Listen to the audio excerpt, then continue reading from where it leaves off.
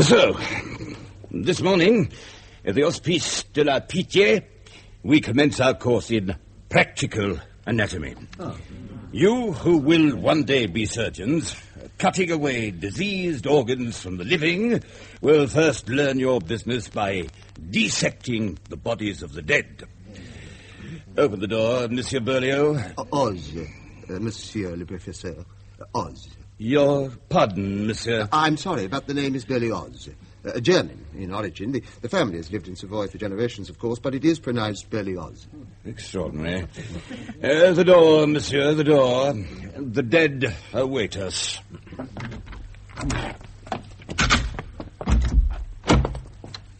For the most part, as you will perceive, these are the bodies of unfortunates who have died in the streets of Paris. Some of starvation, some of absence. Here is one plainly taken from the waters of the Seine. Observe the grossly swollen flesh, the rich purple colourings. Something is the matter, Monsieur Berlioz. Oz. The stench, Monsieur le Professeur. The rats. Oh, I agree. There are indeed a great number of rats this morning. They come up from the sewers. Shoo them away from our cadavers, Monsieur, or they will destroy our morning's work. And now I shall demonstrate the amputation of the lower leg. Hold the knife firmly in the right hand. Thus, insert into the flesh below the knee joint. Cut deep and clean. Anxious to try your hand, Monsieur Berlioz? Very well. You shall demonstrate the use of the saw. Follow the cut of the knife. Now saw strongly. And fast. Faster! The joint should be severed with as much expedition as possible, Monsieur Berlioz.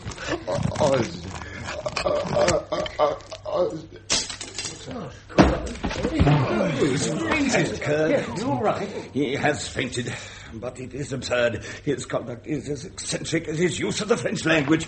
Shoot the rats once more, Monsieur. Keep them away from our bodies. Depart. Be gone.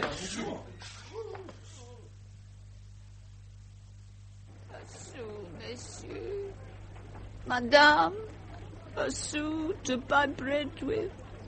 My family has nothing. My children starve. For the love of the whole So I'm clearly not suited to surgery, Charbonnel.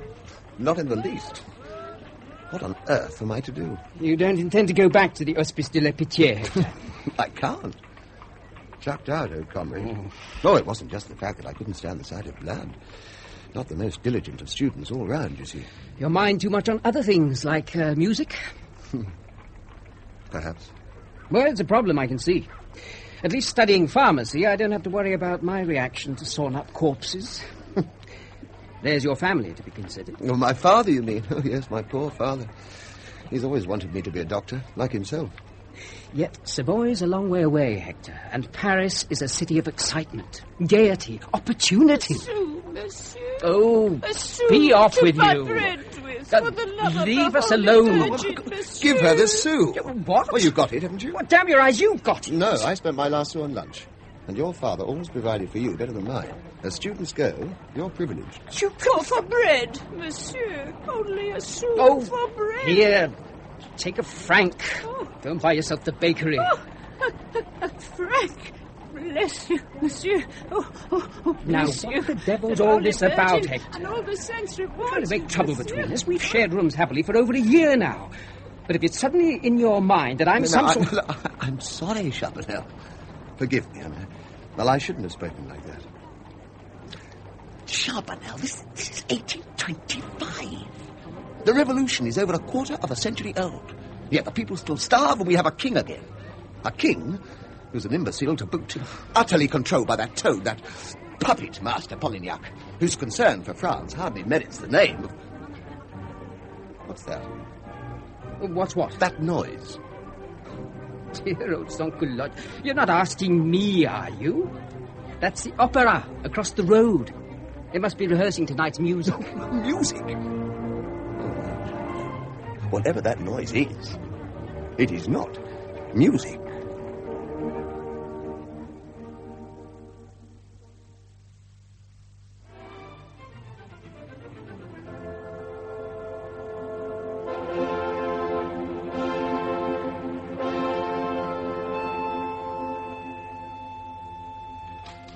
If you please, monsieur, pause just there. Please. Yes, well, we seem to have a cue for bassoons in the score there. Do we happen to have any bassoons? No, of course not. Well, put it on the strings then, will you? Yes, the strings will do. Cellos, will you take the phrase, please? Sacrilege! Yes, no doubt, but what was that? What? Monsieur Lestier, did you speak? No, Mr. Hartnett, I did not. Well, somebody did. Somebody out there in the theatre. Somebody said... Blasphemy! Yes, that was it. Look here, I rather thought that... How in the world, Monsieur Hambeck, can you have the effrontery to give to the cellos what Weber, a composer of grace and taste, has given to the bassoon? Who is this fellow? You are the director of the opera. You have a responsibility to musical genius of which there is so pitifully little in our age. You have the obligation to uphold musical standards. What's all this about? Monsieur Lestier? No, Mr. Hartnett, it's nothing to do with me. How did you get in here, young man? And who are you? One who weeps when Orpheus strokes his lyre, monsieur. Thrashes about in agony when subjected to the dismal twanging that passes for music in Paris today. A dismal twanging made worse, it seems, by every new performance conducted by Monsieur Hambeck.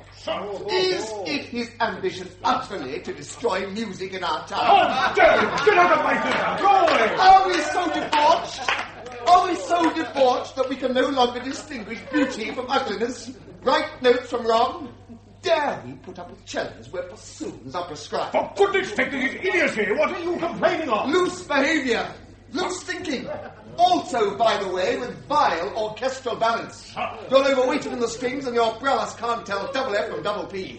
There's a lot wrong. But in this particular case, we have no choice. The opera cannot afford bassoons. They're extremely expensive. Well, then the race cannot afford great art, monsieur. France cannot afford the revolution. The world cannot afford... remove him at once! The incompetent brass section will kindly take the intruder and eject him from the theatre. No!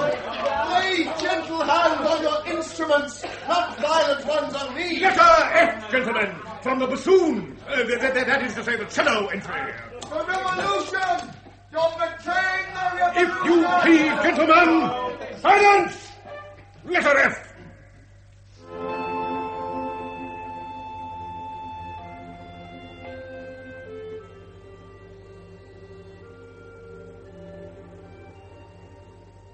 Cowards!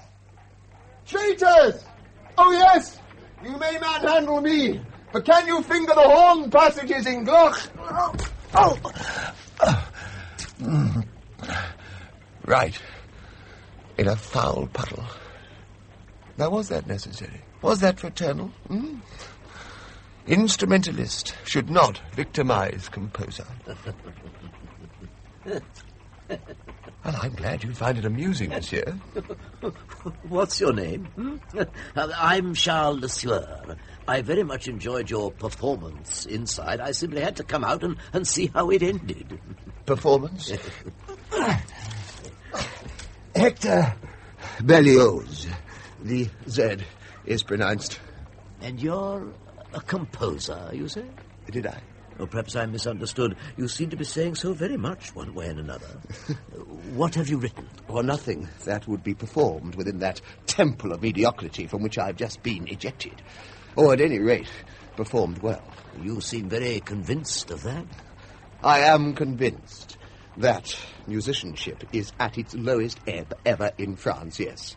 I am convinced that the revolution has failed. The revolution? Yes. Forever, completely? I'm sorry. Look, I'm saying it isn't only you youngsters who can respond to the spirit of revolution, you know. Oh, dear me, no. I have experienced some things at first hand that you could only know about by hearsay. The flame and the passion, the high beauty. The fixed idea. What is the fixed idea? Something that through my work I propose to reveal to the world, monsieur. The heart of the flame, the core of passion.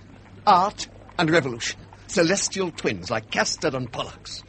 Bless my soul. Eternally linked, shaking down the heavens, renewing the earth. You know, if you compose half as well as you perform, you really might have something to offer our enfeebled age.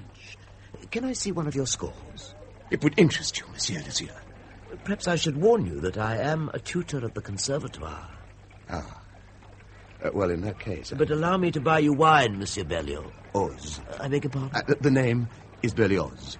The family has always insisted on the final Z. How very singular.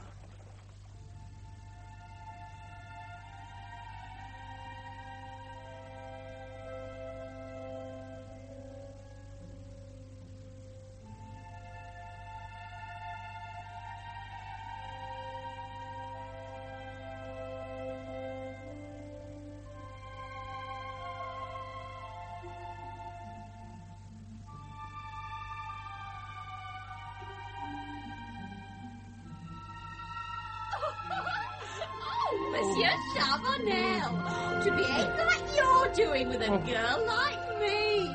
That tender, plump little chicken. Oh, well, chicken or not, I've got my reputation to consider. Yes. Oh, that Madame Laplante, as I work for, if she was still here... Oh, Charbonnel! Not just now, Hector. Busy, old comrade. Well, at least shut the door. I'm trying to work. Write music, you mean? While the rest of the world makes love? Oh, I'll be ruined if this goes on. Oh, bless me, Hector. You take your new preoccupation seriously enough, don't you?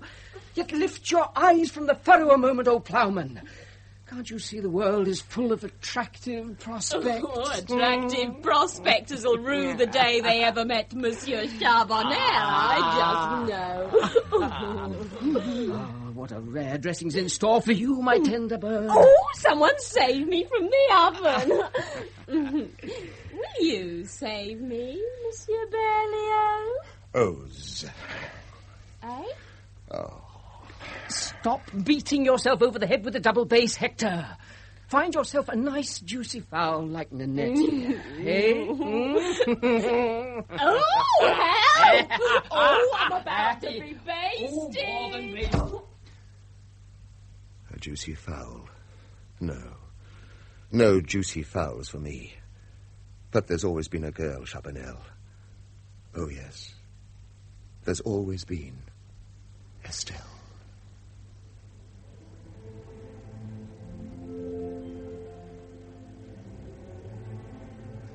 How old was I when I first saw her? 10? 12? She came to my home, La Côte Saint-André. Some feast, some holiday. Her smile was the summer sun, her eyes the clear blue skies over Savoy. And she wore, oh, God, how clearly I remember. She wore pink boots.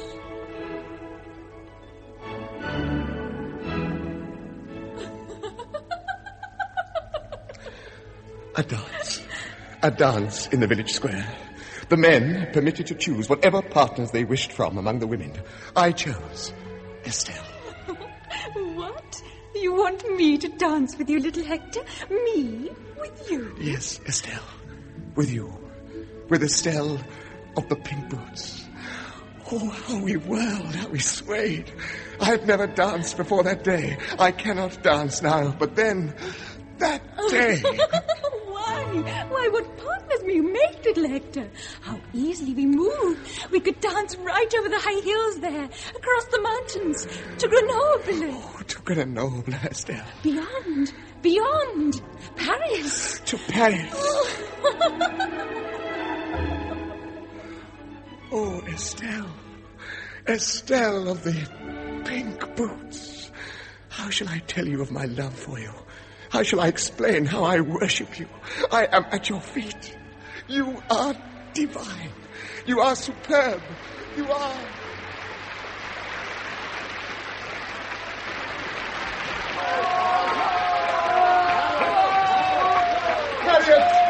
Harriet Smithson. Oh, there has never been acting like it. Encore! Monsieur, have you ever seen such an Ophelia? Miss Smithson is very good, certainly. Very good? Why, she's a goddess, a queen of her sex.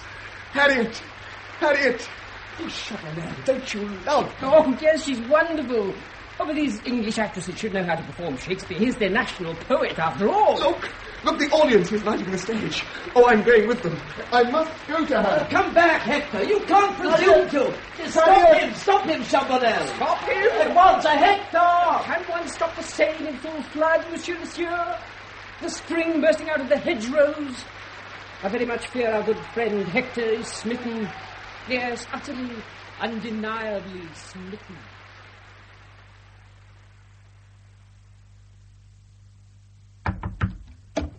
Yes? Oh, Miss Smithson, I come to offer humble adoration. Despite earnest endeavour since dawn, however, I find that Paris does not contain flowers enough to lay at your feet. Making do with what is to be had, therefore. Dear God, the corridor is full of flowers. Where did all these flowers come from? Merely a carpet to grace your passage between dressing room and stage, Miss Smithson. If you will trample them in my name... Hundreds of flowers? Who will clean them up? What do you want? Who are you? Hector Berlioz, Miss Smithson. Oz, the Z is pronounced. A poor musician, your abject slave. Get out of my dressing room. I'm busy. I have no time to talk to you. Oh, but soft, the fair Ophelia. Nymph, in thy orisons be all my sins remembered. Help! Was there ever such loveliness, such perfection of feature? Help! There's a madman here. Oh, forgive my paltry tribute, Miss Smithson. Do not reject me because I come to you empty-handed. Get out! Reflect, rather. Get out!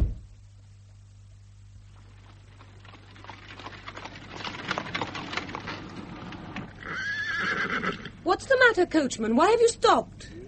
Gentleman in the road, mademoiselle, lying down. What? Be merciful to me, Ophelia. Hear my impassioned cry. Smile, son of my heaven. Monsieur Berlioz. Oz. Now, you stop this, do you hear me? It's impossible. Get up out of that and let me past at once. Not till you relent, Miss Smithson. Not till you permit me to praise your charms as only they deserve, and as only I can. Drive on, coachman. Drive on. Straight over the gentleman, you mean? Oh, turn round. Go the other way. Just as you say, mademoiselle. Hep, hep. Was Helen thus cruel to Paris? Dido to Aeneas? Over my prostrate form, Miss Smithson. Show me no quarter. Destroy me.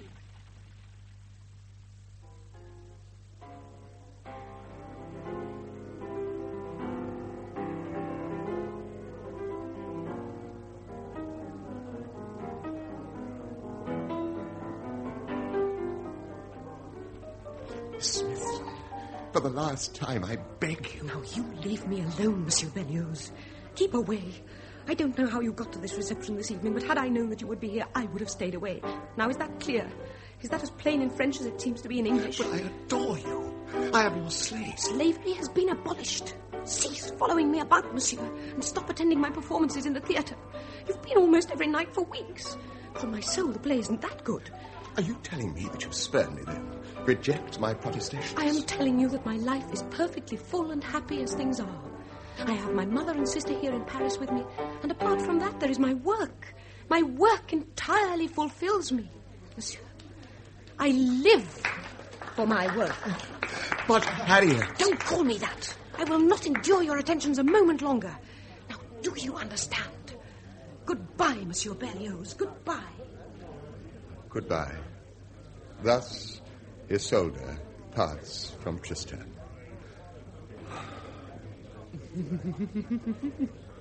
I'm sorry. What is to be done for a poor Frenchman who has had the stupidity to fall in love with an Englishwoman? We are acquainted, madame. Mademoiselle, they're such a cold race, the English. I understand the lady is Irish, mademoiselle. Oh, that's even chillier. Did you like the melody I played, monsieur? You play very beautifully, mademoiselle. It was a work by Schubert, very delicate, not bold and brave like your Waverley Overture. The Waverley? You've heard it? Yes, Monsieur Berlioz. I know your music. Franc Juge, that extraordinary mass for Innocents' Day. Oh, mademoiselle. I am Camille Moque. I copy and arrange music for some of our leading composers. I'm flattered, Mademoiselle Moque, but you do me too much honor. My career has hardly begun. I've entered for the Prix de Rome this year, but perhaps if I win that and get a scholarship to study in the Eternal City, well, then we shall see. We've only just met, Monsieur Berlioz. And you talk of going away?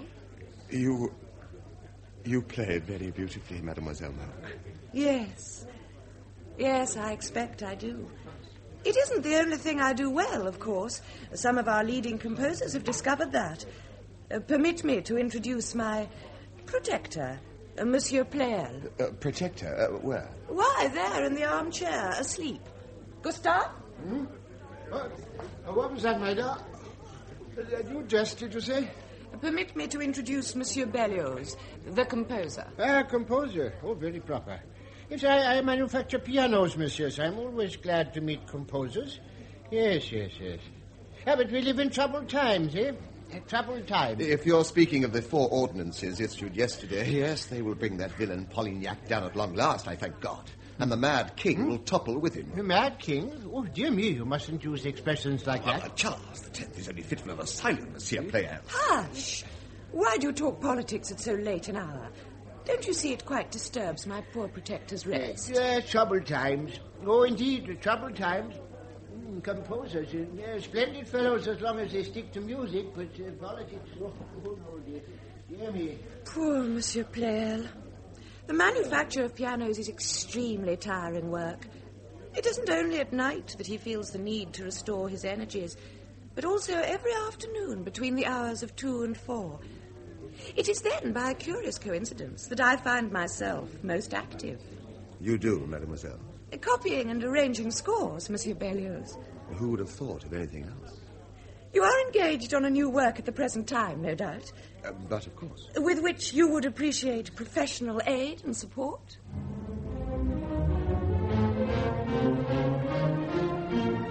Camille! Hector! Oh, Hector! Camille, you are divine! You are a goddess! You are one of our leading composers. You are the sun, the stars. You are Bach. You are Haydn. You are the fixed idea, the spirit of revolution. Oh, Camille! Hector! Camille!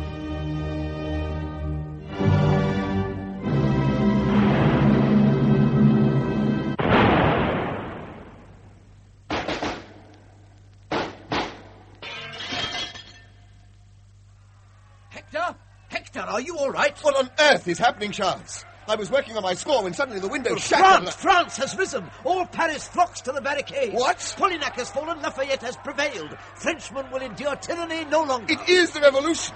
The revolution has risen from the grave. Triumphantly. Come, Hector, to the barricades.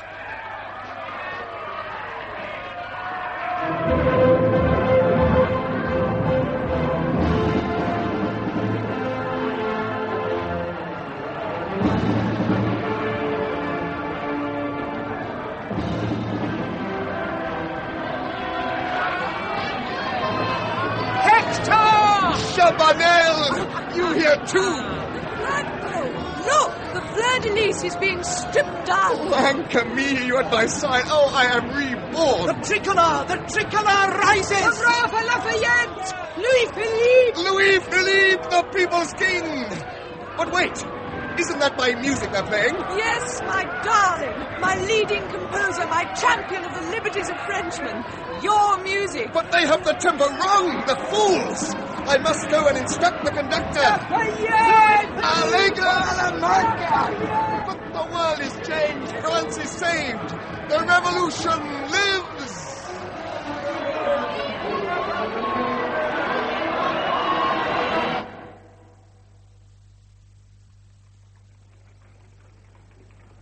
Now come along, Hector. Time's getting on. Oh, but Charles, honestly, I'm not sure that I want to meet him. Oh, don't be ridiculous.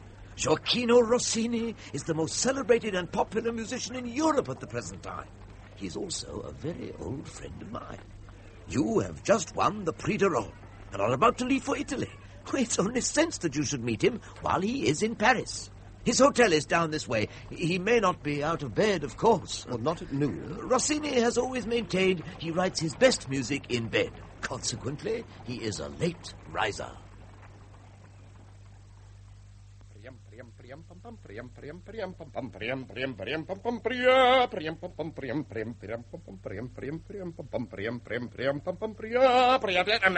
start to the next page. Where is it? Signor Rossini, Monsieur Charles Lesser, and Monsieur Hector Berlioz. Gioacchino! Oh, but how good it is to see you again. Hello, caro, carissimo. You fill the heart of Rossini with joy, but can you see the next page of my overture? We weren't expecting you in Paris till next week, I thought, when your new opera opens. The new opera of Rossini, William Tell, will not open at all unless the next page of my overture can be found. Look on the floor, young man. Eh? The floor, signor. Under the bed, behind the pillows, everywhere, eh? Is this it? Grazie. No, that is not it. That is, Mirabile. This is the aria which Arnold sings to Matilda in Act 1, see? Rossini lost it yesterday under the bed. This is the young man of great talent, it is plain, huh? He is the composer of whom you write to Rossini, Carlo? Hector Berlioz. I'm honored and privileged, Signor Rossini. Rossini tells you all about music. Last week, the municipality of Lucerne, it says to Rossini, it wishes to erect a statue to him at the cost of 20,000 francs. Rossini says, for that kind of money, he will go and stand there himself. What else do you need to know about music? Eh? Would you be so gracious as to look at this score of mine, signor? Allora, the fantastic symphony? It is program music, signora. A kind of fantasy. The music conveys the thoughts and feelings of the revolutionary artist, portrayed in love. Revolutionary artist? Yes. See, Rossini likes this. William Tell was also revolutionary. First movement, reveries and passions. And this is your theme here, huh? Yes.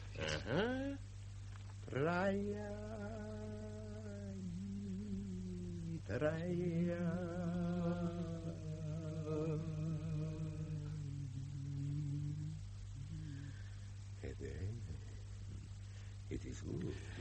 The artist ponders life and time, and then he is distracted by the pleasures and follies of the world. And so the second movement, a ball. But here we have a dance rhythm, d'accordo? A waltz? Yes. Tra la la la la la la la la la la la la la la la tra la la la la la la la la la la la la la la tra la la la la la la la la la la la la la la tra la la la impetuoso, up to date. I'm glad you like it, Signor Rossini. Third movement.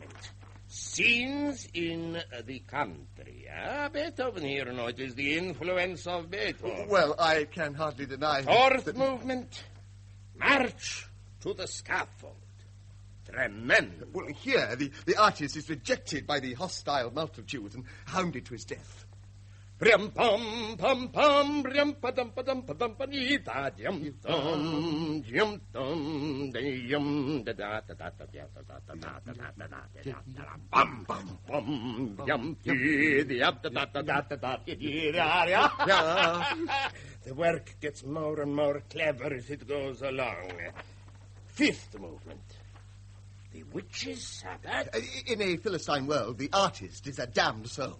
Thus the horrors of hell rise up to afflict him. And you use dies irae here, Sissi? Dies irae, huh? Yes.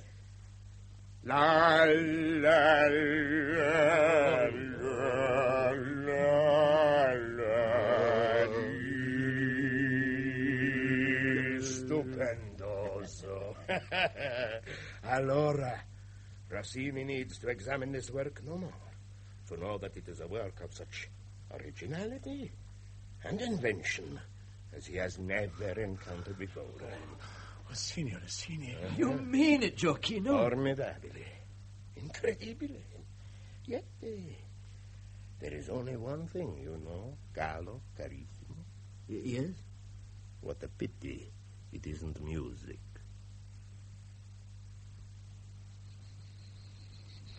Hector?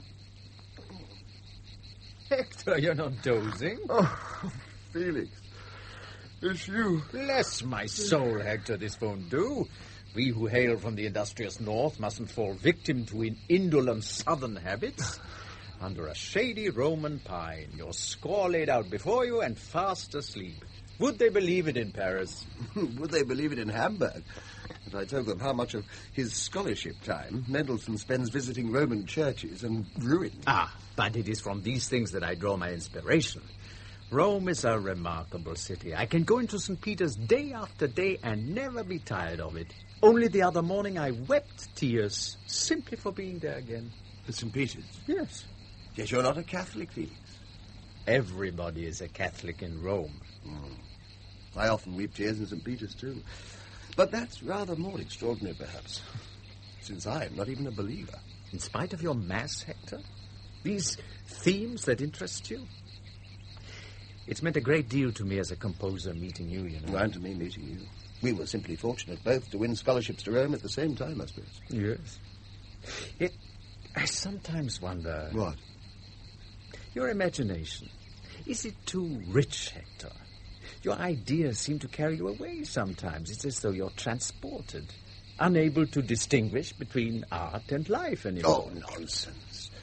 I'm rather a phlegmatic fellow underneath the surface. I've even asked myself if you truly have the talent to accommodate your own genius. Is that a compliment or a rebuke? I don't know.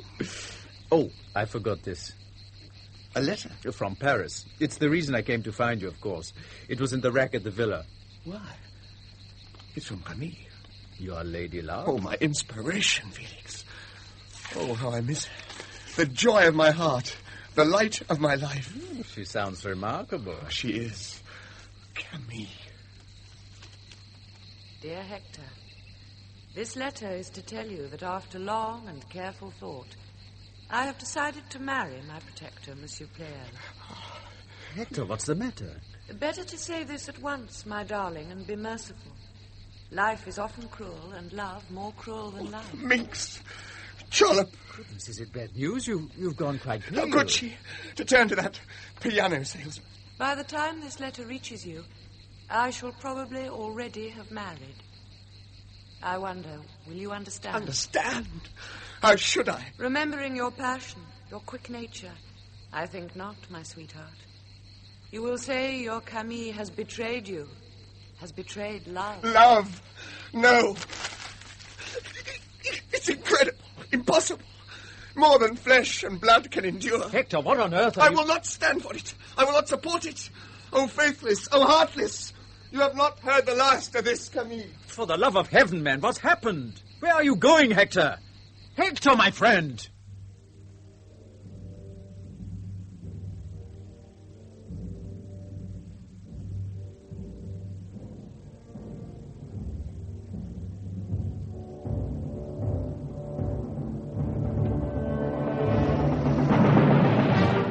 Pistols. There must be pistols. 2 loaded. I shall return to Paris and kill Pleyel. He will manufacture no more pianos. Then I shall kill the perfidious Camille. Her career among leading musicians is finished. It is right. Just.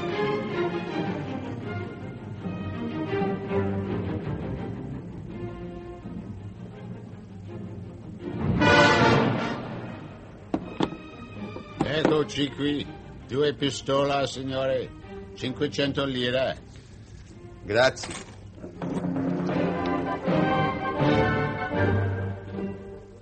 Now, disguise. I must have a disguise. To avoid detection. To travel incognito. Yet what disguise? You wish a dress, you say, signore? A dress, quite. With, full skirts. Like that one in the window. But the size. It is for il signore's wife, perhaps? No. The signor has no wife. Ah, forgive me. Capisco. On the contrary, you don't understand at all. The signor has no fille de joie, no attachment of any sort. In a moment you will be telling me the dress is for il signore himself. Exactly. That dress in the window? Or one like it. The important thing is that I shouldn't look the least bit odd. Will it be suitable, do you think? Ma certamente. Signore will look charming in blue. Of course.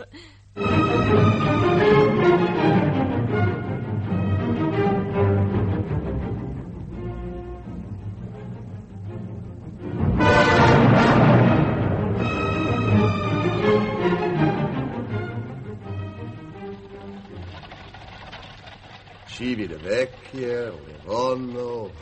What an endless road it is. Genoa. When do we reach Genoa? And then the Alps. France. We are stopping here. Why have we stopped? It is a customs post, Madame. Livorno. I suppose we must all alight here, Signora. I do not wish to alight. Why can't we just push on? Buonasera, signore e signor. Buonasera. Capitan Ciccolini at your service. Permit me to assist you to alight, signor. I do not desire to alight, Captain. I merely... Pistols! Rosa! From under her skirts! Pistols! Allora! Why, that's no woman at all. That woman is a French spy. And Ciccolini has apprehended him. Help! To think I've travelled all these miles with something in skirts that is not a woman. Signora, do not faint. No, let me out of this. Come back. No. Halt! Halt or I fire! You hear me, spy? Ciccolini! Crack a shot of the customs service! Will fire!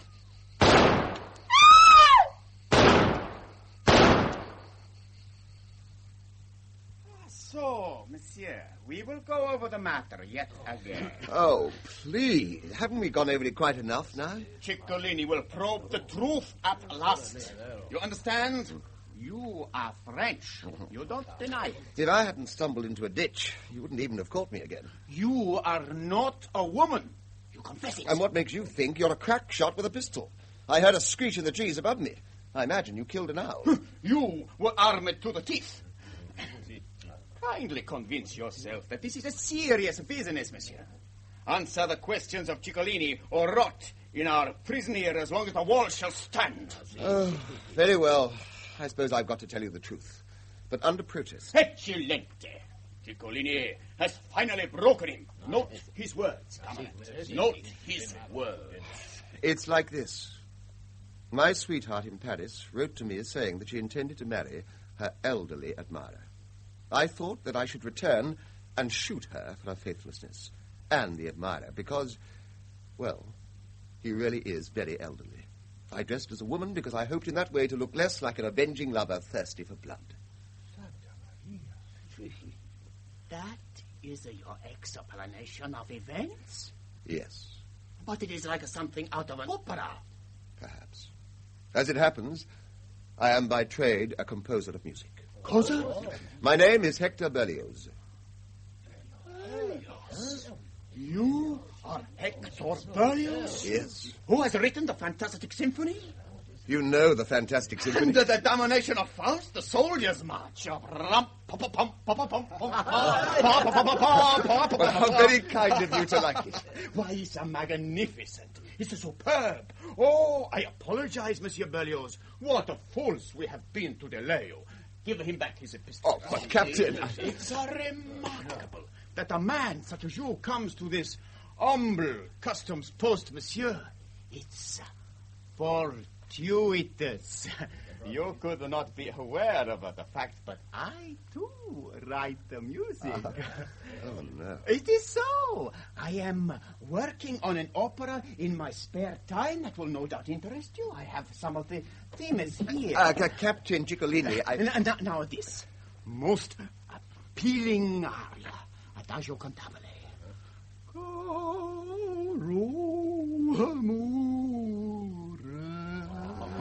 Moving, is it not? I'm really not in a position to... And here, a fast piece of music.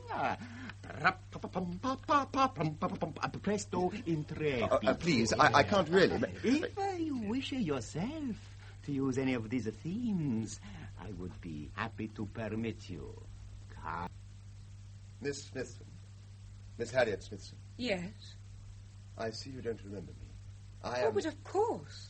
It's Hector Berlioz, isn't it, the composer? May I come in? Oh, yes. Yes, come in. Forgive me for calling on you like this, Miss Smithson. Won't you sit down? Thank you.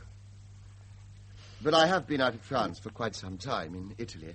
A friend told me that you were now living in the Rue Neuve Saint-Marc. On an impulse, I decided to call. Yes, this is where I live these days, monsieur.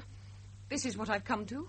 Please, I didn't mean... Your name, on the other hand, seems to be on every lip in Paris, Hector Berlioz. I am still an actress, you know, very much in demand. It's simply that I can't find anything suitable. I have to turn down roles all the time. I'm sure. They're in pantomime, you see, at the Nouveauté, that kind of thing. After you've played Shakespeare, well, you don't want to lower standards. You never returned to England, then? No. No, there was nothing there for me anymore. I see. I know what you mean about standards, anyway.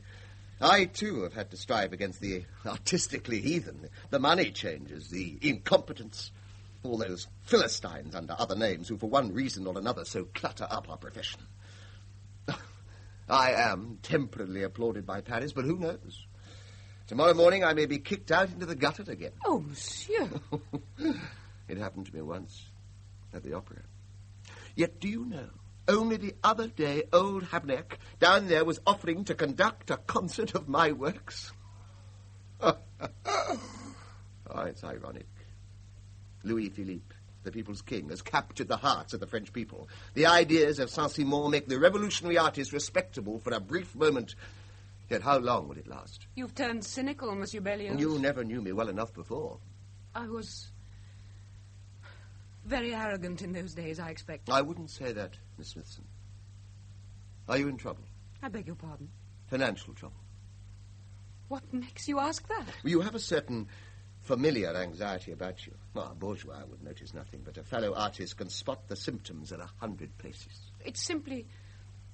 Well, my mother is ill. Oh. And, of course, my sister is unable to keep herself. She's deformed, did you know? A hunchback. No, I didn't know that. Both depend on me entirely. Oh, Monsieur Berlioz, what am I to do? I can't appear on those cheap displays at the Nouveauté. They're debasing, humiliating. Well, of course, Miss Smithson. I understand. Yet where is the money to come from? I even owe the rent for this apartment. The concierge has said I must find what is needed by the end of the month or leave. No, please, try not to worry. Try not to worry? Not to worry? What am I to do? You could always marry me. What? Marry me. What makes you think... I'm serious. I have money coming in these days. I've taken up musical journalism as well as composing, you know. It pays quite well. You're as mad as you ever were. Do you think my devotion to you is any less? Did you think it false from the beginning, in fact? No. No. I remain deeply in love with you. Throughout my long exile, hardly a day has gone by when I haven't thought passionately of you. Oh, Miss Smithson, Harriet, why on earth do you think I've returned to France, if not for your hand? You are mad. Yes. Any time I have in charity thought that perhaps you were merely eccentric, I was misguided. You are quite mad. You are dangerous. Are you saying that you won't marry me? Of course not. Now get out of this apartment. Go away. I'll survive somehow. I shan't. What? If you won't marry me, I'll poison myself. From this bottle. But you see, I have come prepared. This bottle contains a swift-acting poison. Say, you will be my wife, or I shall swallow it. Very well. Take the consequences.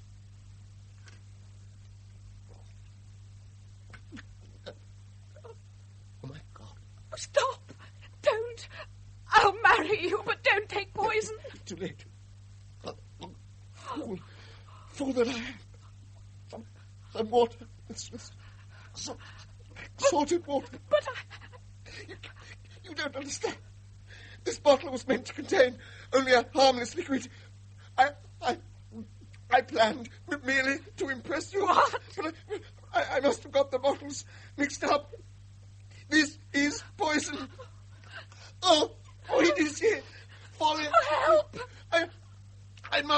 straight up. A finger down my throat. Oh, he's mad. Salted water. A lunatic. I'm closeted with a raving lunatic. Salted water. Oh, no. Why should such a violent maniac be visited upon me? Yes, well, that seems perfectly satisfactory, Mr. Berlioz. Oh, sir.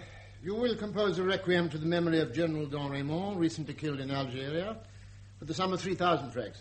This fee to be paid on completion of the work.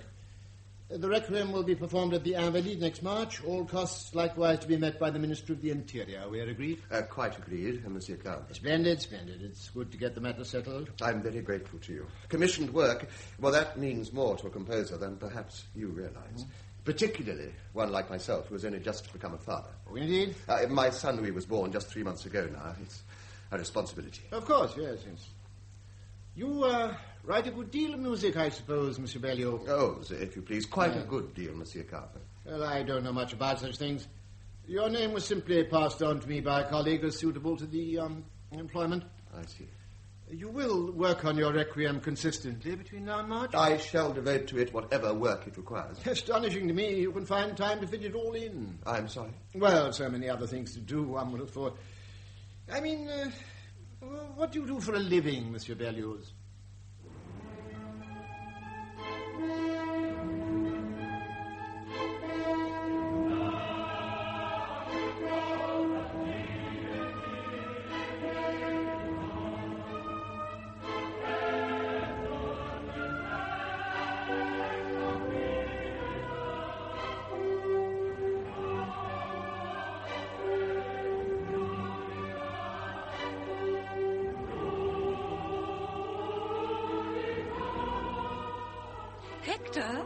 Hector, my dear, I need a little more money this morning.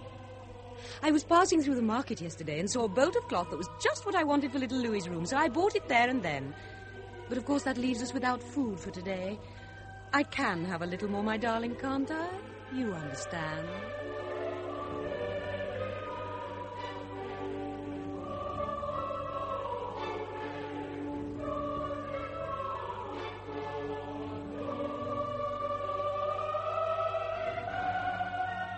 Well, how should I know what happened to the money? It was only 10 francs, hardly a fortune. Really, Hector, I don't know what's come over you lately. I manage as well as I can on what you give me. But there are things I have to buy for the child, things for Mother. Perhaps you should provide a little better instead of always complaining that I can't make ends meet.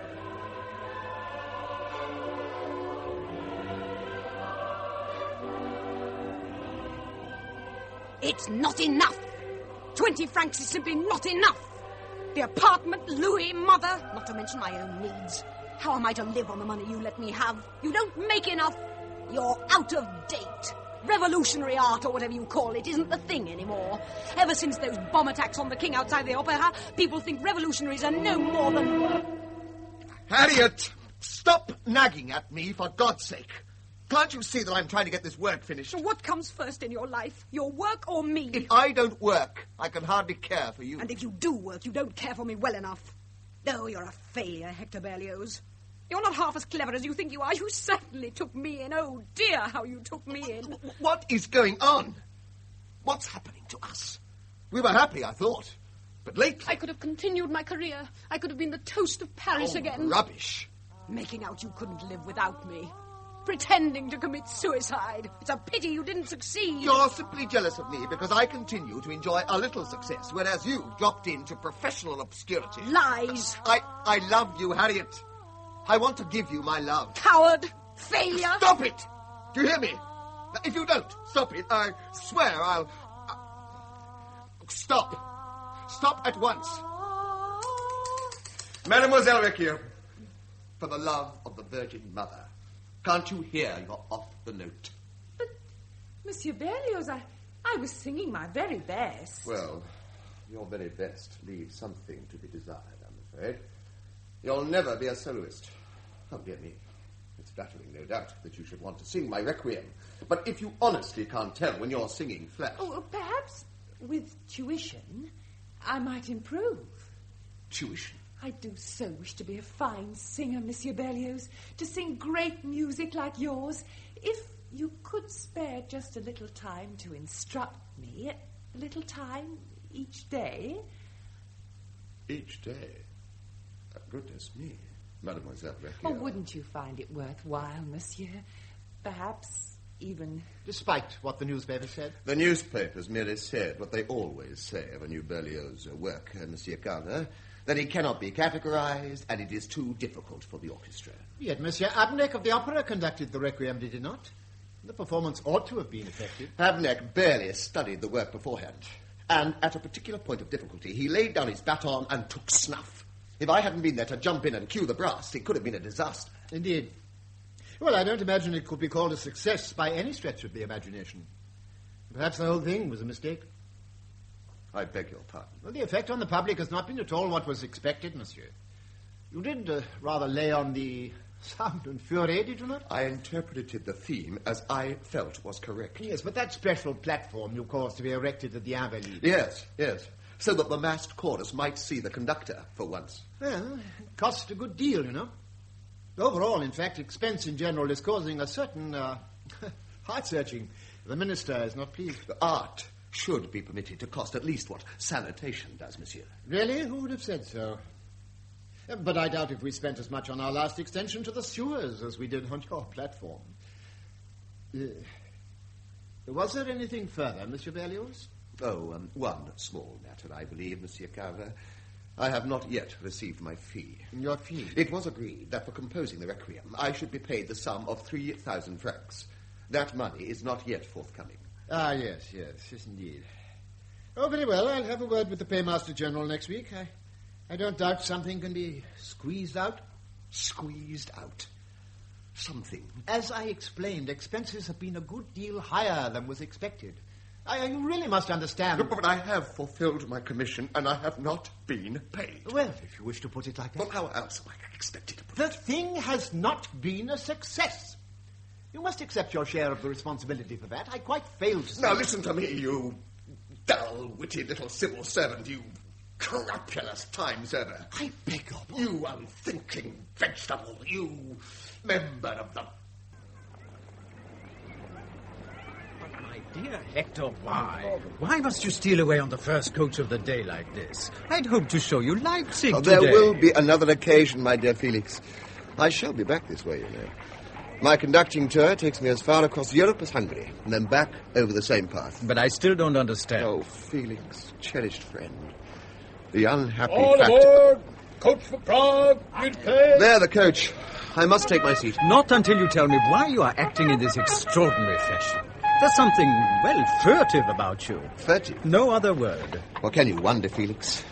Under the cloud for my politics these days, my music booed. What are you talking about? Your concert last night was cheered to the echo. I meant in France. Benvenuto Cellini was performed just before I left. In fact, its reception very largely persuaded me to leave. I'm in Paris, and it is vengeful as well as Philistine. Do you know this fellow, Wagner? Well, I haven't met him, but his work is quite brilliant. It's everywhere, too. Yet there's no philosophy of revolution in it, Felix. I wish I knew why. That worries me so. I need a new theme. Something to blind my critics. Something that will... Hector, are you there? God, she's followed me. Behind the horses, Felix. Quickly. What? The horses. Hector! Oh, I thought I got out of the hotel before she was awake. This woman. Now, Hector, I've been meaning to speak to you about this. I say it is a scandal the way you drag this woman about Europe with you, this Mademoiselle. Now, Requiem. But why do you say that I'm dragging her about Europe? Well, your wife and son are still in Paris. Everybody knows it. It is therefore quite improper. Oh, my poor wife. We haven't lived together for a very long time, Felix. And she only has to see me to scream at me. I don't think she's completely sane. I am deeply sorry, Hector, but nonetheless... This woman, she's simply unavoidable. I cannot get rid of her, Felix. For a time, almost a whole year, I managed to escape. Once more, she follows me wherever I go. And she sings flat into the bargain. Yes, I've certainly noticed All that. Aboard! All aboard! I'll see you in a month or so, Felix. It's ridiculous to go like this, Hector. It's undignified. Hector! Are you there among the passengers? Hector!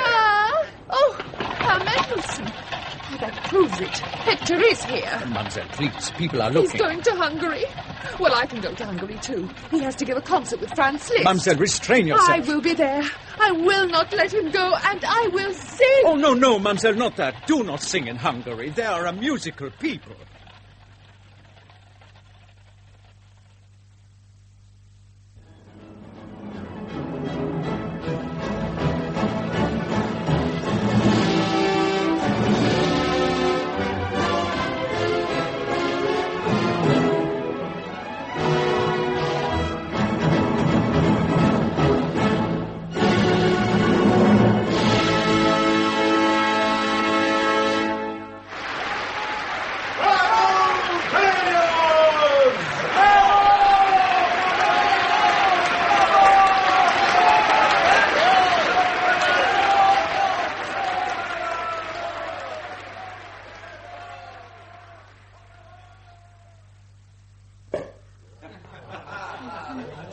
Marvelous, Hector, a triumph. You have stolen the heart of Budapest. Well, that from the great Franz Liszt. The great Franz Liszt, nonsense. Franz Liszt isn't half the musician his friend Hector Berlioz is. Oh. Here, have some champagne. No, please, I think Come on, you're in Hungary now. Magyar hospitality. I'm thinking of entering the church at long last. Had you heard? Taking orders. Oh. And what are you working on at the moment, Hector? It's in my mind to start work on a music drama after this tour. Music drama? Well, no, not after the manner of your son-in-law, Richard Wagner. Brilliant work, Hector, brilliant work. Yes, of course, but well, I was thinking... Champagne, your glasses. No, please. Oh, just a little more. Long time since we met. What I was thinking of was the Trojans. The Trojans? After Virgil. A people who, under guidance from the gods, set out across unknown seas to form a new nation with a new heart. A true revolutionary theme. Very big subject. You don't think... Oh, my God, that woman of yours, she can't even laugh in key, can she? I beg your pardon. I'm sorry I know that, Hector, but if there's one thing I know about, apart from music and religion, it's women, you know? Oh, yes, and I've been meaning to speak to you. This Marie Grecq here. Grecchio. Now, you've no reason to stand there and insult poor Marie. Who's insulting her? I simply started to say... She does her best, doesn't she? She's devoted and loyal. Horses are devoted and loyal. Now you've called her a horse. I did not. I heard you distinctly. Then what's the matter here? What's going on? This man called you a horse. Oh! Just because you bray like an ass. I do not bray like an ass. Oh, yes, you do. Now, let's have no argument about that. You bray like an ass. I've heard some rather exceptional asses in my time, and you bray like the least musical of them. Hector, are you going to let him speak to me like that? I take those remarks back. Are you threatening me? Well, none of your women could laugh in key, as I remember. One of them even sang in a deep baritone. That is a monstrous calumny. Well, so people said. Wrote books under a man's name, too. Daniel Stern. She shaved. It's too much. I demand satisfaction. No! Name your weapons. Pistols, the Somerset woods and door. Oh! My seconds will attend you, sir. Perhaps you're going to fight over me. Oh, can nothing be done? Will nobody stop them?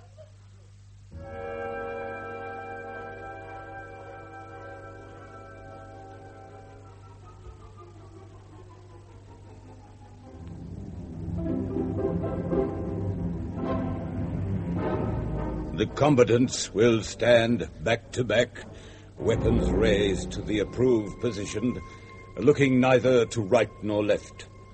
On the word of command, they will proceed 10 paces in opposite directions, and on the completion of the 10th pace, but not before, will turn and fire. Are there any questions? Can't they be stopped? Oh, please, don't make me guilty of their blood. Be quiet, Marie. Yes, be quiet, Marie. But what shall I do if you're killed, Hector? What will become of me? Are the combatants ready? Ready. No. March. 1, 2, 3, 4, 5, 6, 7, 8, 9, 10.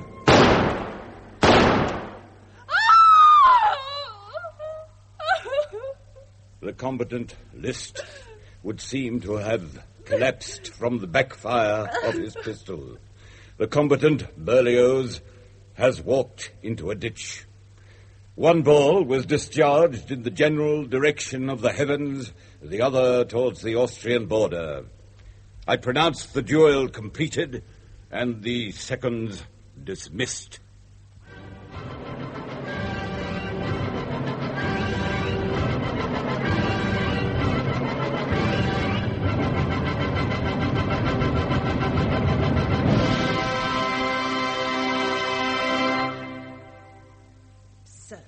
Humiliating. Sometimes everything about you seems ridiculous, Hector Berlioz. Ridiculous? Laughable, a stupid joke. Look, Marie, please, at least lower the key to a gentle B flat. For some reason or other, I don't feel entirely myself this morning. Do you want me to go away, Hector? I beg your pardon. Well, I'm not a fool. It hasn't been much of a success, has it? You and me, I mean. Oh, I thrust myself on you. I've only myself to blame. But all along, you see, I thought... If you want me to go, I will, Hector. Back to Paris, out of your life. No, I... Beg pardon, Monsieur Berlioz. Ose. There's a message for you. Thank you. Not at all, monsieur. I'm serious, truly. They just haven't been good years, the years we've spent together. I've blinded myself to the fact too long because I needed to be near you.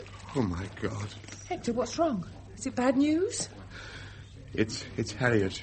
Your wife? She's been taken seriously ill. I must return to Paris. Immediately.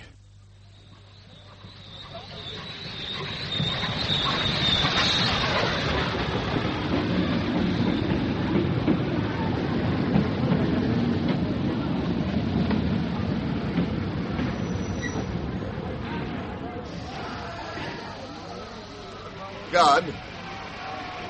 Yes, monsieur. What's that sound out in the streets? Rifle fire? Oh, it's the mob, monsieur. What mob, man? I've just this moment arrived from Hungary. Now tell me what's going on. A while ago I heard the mob had clashed with the troops outside the Hôtel de Ville. Then the revolution has revived yet again. Paris is at the barricades once more. The only barricade I can see is this one right here, monsieur, which you don't get past without showing your ticket, as required by company regulation. Yes, I am here on rather different business, it's true. Business that can't wait, even for the revolution. My ticket, monsieur.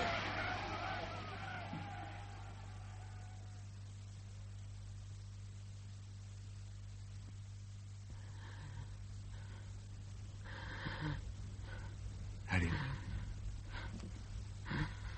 Oh, Harriet, my dear. Hector? Hector, is it you? At your side, my dear.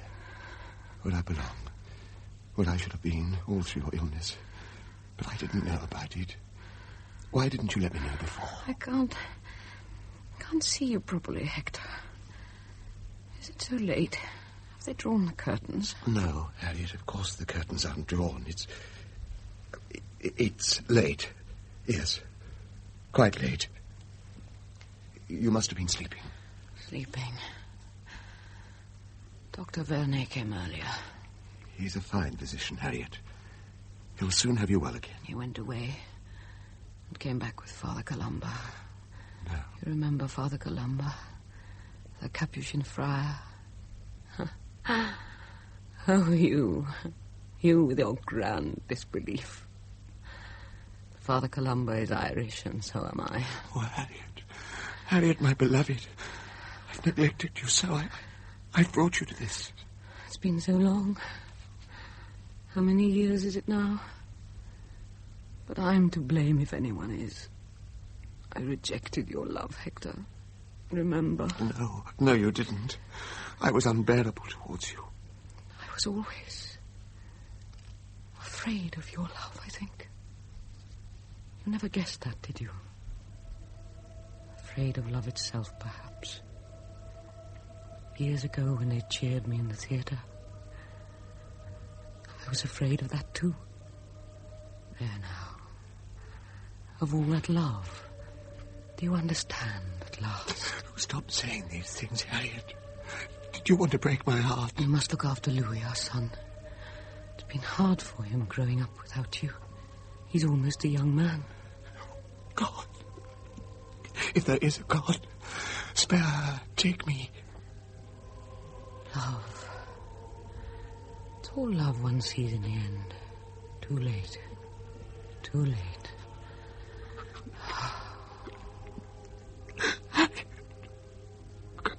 Harriet. Oh, nymph.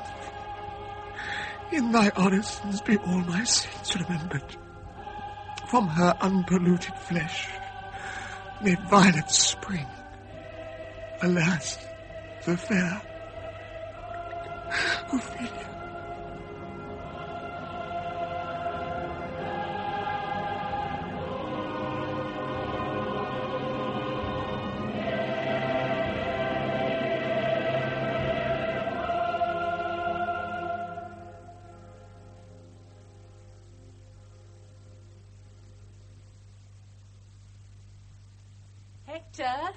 Hector, my dear.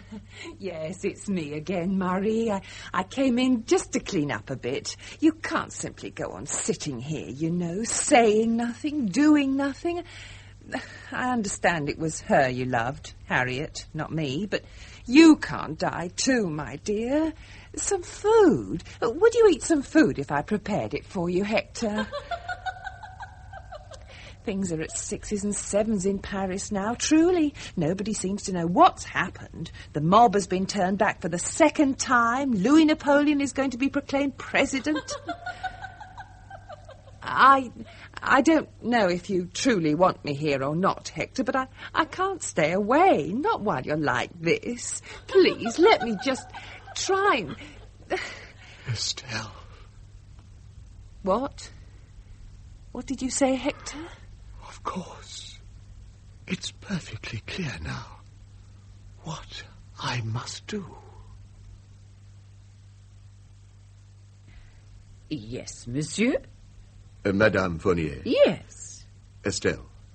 I beg your pardon, monsieur. You are the lady who was once Estelle Duboeuf of La Côte Saint-André, who knew the Berlioz family. Why... Are you that lady, madame? I remember Dr. Berlioz. Yes, he was the village physician. But I don't think I am Hector Berlioz. Hector Berlioz? Dear God, it's taken me so long to find you, Estelle. An impossible search. It was the sheerest chance. In the end, I found a notary in Grenoble who remembered your husband. He told me that you'd come to live here, in Geneva. Your husband is now dead, I believe. Yes, monsieur, these 5 years. My wife is dead, too. I see. Do sit down. Hector Berlioz. Yes, of course. It's beginning to come back to me now. I was quite friendly with one of your sisters for a time, I think. Louise, wasn't it? We all knew you, Estelle. Loved you. Loved me? Well, wasn't there... You'll forgive me, monsieur, but wasn't there a particular member of your family who turned out, well, a little unusually, went to Paris to study medicine, I seem to recall, but instead took up... Music. That's right, of course. Music, yes, I remember the talk at the time. I am that unusual member of the family, Estelle. I took up music and have been a composer of music for some 25 years now. Oh! Well, again, you'll forgive me, monsieur, but my husband was a man of the law, you know, not much interested in the arts. Between us, in fact, we hardly ever... But you're dancing. Surely you still dance. I beg your pardon. You used to dance like an angel. Once, surely, you remember it. We danced together, you and I. Why, I'm sure... Of course. We swung round and round as though we danced together all our lives. As though we were born to dance together, Estelle. You said we should dance right over the high hills to Paris, to the world beyond. Yes. Well, one gets carried away on such occasions, no doubt. But I'm forgetting my manners. Would you like some wine, monsieur? Hector. For God's sake, call me Hector, Estelle. My dear monsieur. Don't you remember how we danced? Monsieur, if you please. I'm just a poor widow these days. I have 3 grown sons, the last of whom married 18 months ago. I have 4 grandchildren. Now... Please. My son is a grown young man, too, a naval cadet. But I remember every twirl, every twist of that dance. It was love. Don't you see? The first, the definitive experience. Everything else since has been a pale shadow. I love you, Estelle. I have sought you out to declare my love. Oh! Your radiant smile. I see it still. The line of your body under the white dress. What happened to that dress? And you haven't got, oh God. You couldn't have. What, monsieur? The pink boots. Monsieur Berlioz, I am very sorry that you find yourself distressed. Inasmuch as I seem to have something to do with it, I can only apologize. Did I say something, do something in those days that has had, well, an unfortunate influence on you? Am I to blame for some lifelong unhappiness of yours? No, Estelle. No. Forgive me, I've misled you. The simple fact is that in the end the absurd triumphs. Yes, there is something ridiculous about Hector Berlioz. There always will be. His life, his work. I mean, what does it amount to but the antics of a clown? Dear me. Yet, if you've achieved great things in the world of music... I have achieved nothing in the world of music. I am a laughing-stock in the world of music. Foolish old Hector Berlioz with his mad ideas, his romantic notions. Will you marry me, Estelle? What? Will you be my wife? Certainly not. Goodness me, what a notion. Well, I thought it might be a solution. I'm 60 years old this year. Did you realize that? Hector. 60? Yes. What happened to our lives, Estelle? Where did they go? Mine has been quite a happy life, thank you very much. Now, we're old friends, Hector, and it's good for old friends just to sit and talk. So we'll take some wine, and you shall have a piece of cake I baked this morning. I'm expecting my eldest son and his family later in the day, you see.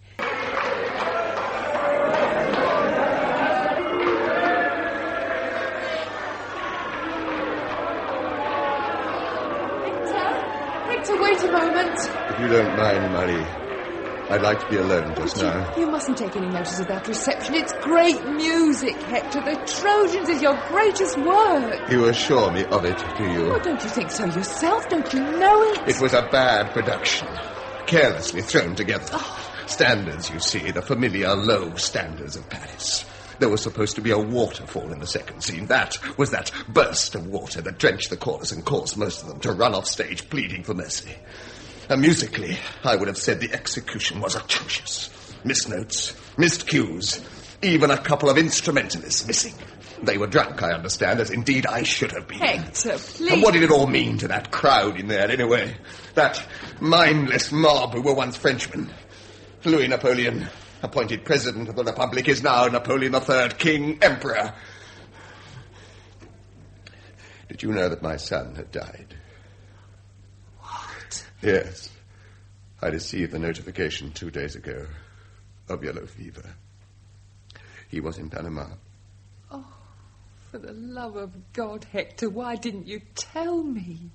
I'm your wife now. I've the right to know terrible things like that. Dead. Harriet's child. My son. Dead as the revolution. Oh, yes, what you heard in there tonight was its death throes, Marie. What you might have seen was its grinning corpse, somewhere in the heart of the hatred and confusion. Why didn't you tell me about Louis? It's my business, my duty to care for you now. Oh, please, Marie. This time, let me alone. Hector? Hector, my dear. Alone. It's not fair. I only want to love you. But you won't let me. You must help me to love you, Hector. Help me care for you.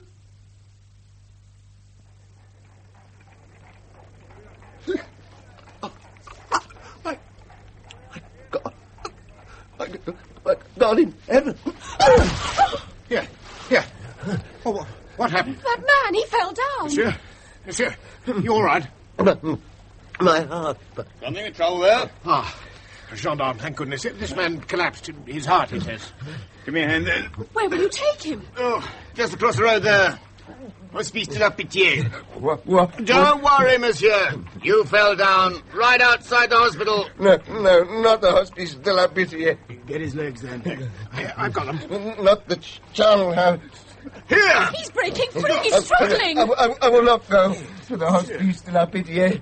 My God, it's where I began, in this damnable city, but it's not where I'll end. Monsieur, you're very ill.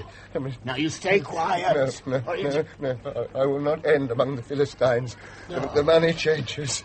Do you understand? And you feel, any of you, with a soul, were anything nobler than francs across the counter and onions in the loft? Can you stay on the note?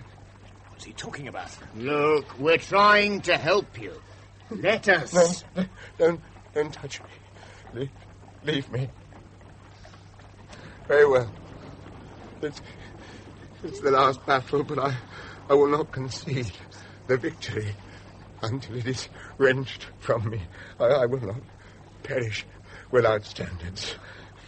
The revolution is not dead. The fixed idea is not an illusion. It will rise from the ashes. It will triumph. Oh, monsieur, I beg of you, be still. You're killing yourself. Killing myself. I've done that from the beginning, madame. But for what reason? Vanity, wretched stupidity. Or could it be? Perhaps, after all... Yes, monsieur. Yes. In Hector's Fixed Idea by Bruce Stewart, Hector Berlioz was played by Dinsdale Landon. Harriet was Elizabeth Bell, Mary Recchio, Carol Boyd, Camille, Kate Coleridge, the young Estelle, Penelope Reynolds, and the old Estelle, Irene Sutcliffe. Rossini was Peter Woodthorpe, Liszt, Clive Swift, Mendelssohn, Neville Jason, Habneck, William Edel, Lesieur, Timothy Bateson, and Pleyel, Malcolm Hayes. Nanette was Anne Rosenfeld, Charbonnel was Alaric Cotter, Ciccolini, Michael Goldie, and the instructor, Bruce Beebe. Hector's Fixed Idea was directed by John Theocaris.